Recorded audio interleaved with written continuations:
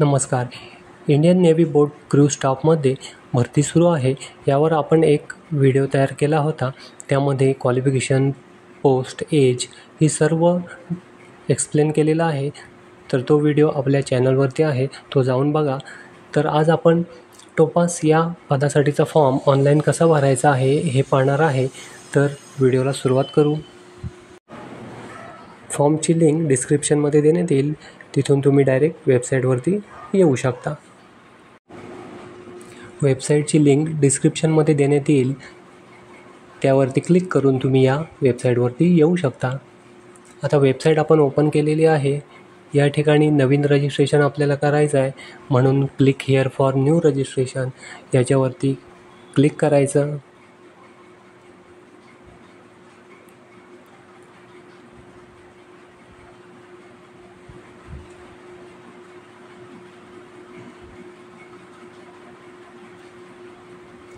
Click केल्यानंतर रजिस्ट्रेशनचं हे page समोर दिसेल.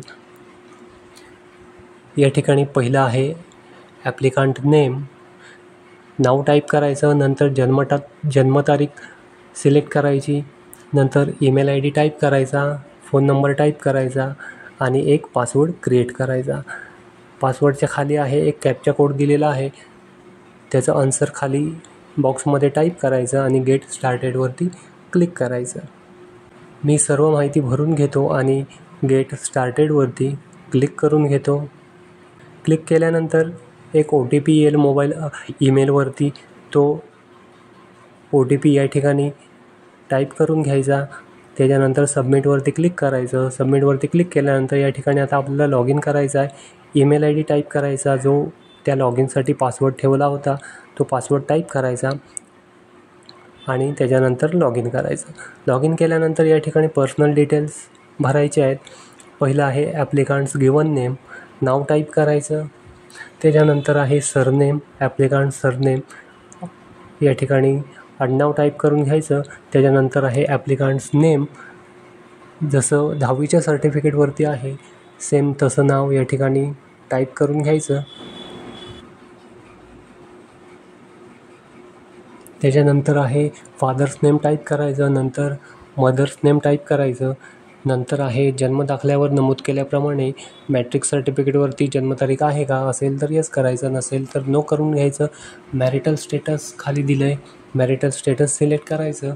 त्याच्यानंतर आहे native state oblique state select करायचं तुमचं. त्याच्यानंतर पुढं आहे रिलिजन धर्म या लिस्टमधून सिलेक्ट करून घ्यायचा.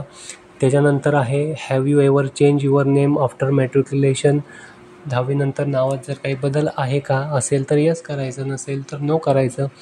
नंतर आधार नंबर टाईप करायचा. त्याच्यानंतर परत एकदा एंटर आधार नंबर टाईप करून घ्यायचा.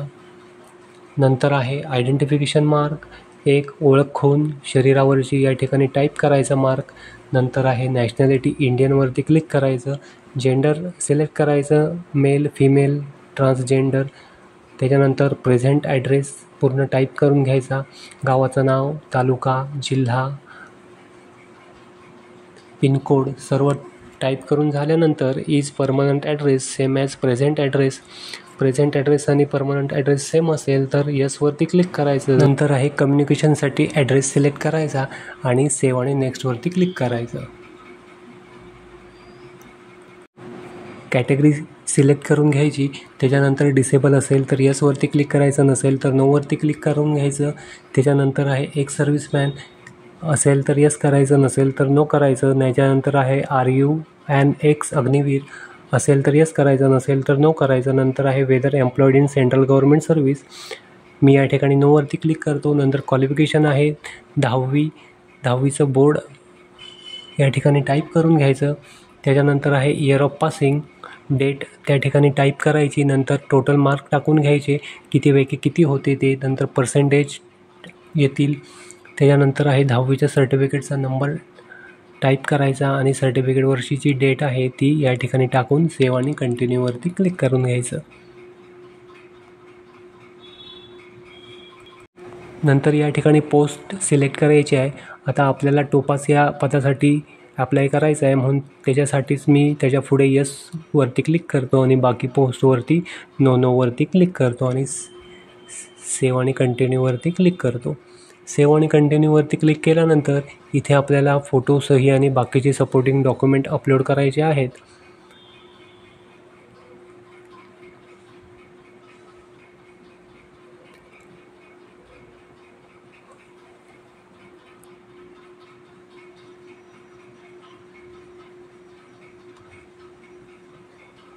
पहिला आहे अपलोड फोटो आणि सिग्नेचर.